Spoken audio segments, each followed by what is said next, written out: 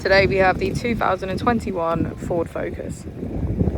This vehicle has done just under 58,000 miles. It has a manual transmission and a petrol fuel type.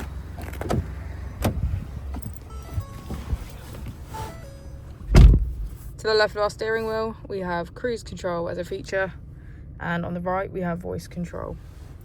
Moving on to our screen, we can access 4Pass Connect, valet mode, Bluetooth, mobile apps and navigation.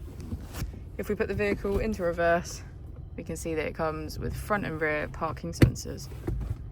Just below our screen we have our AC, and if we press our drive mode button, we can switch between normal, eco and sport mode.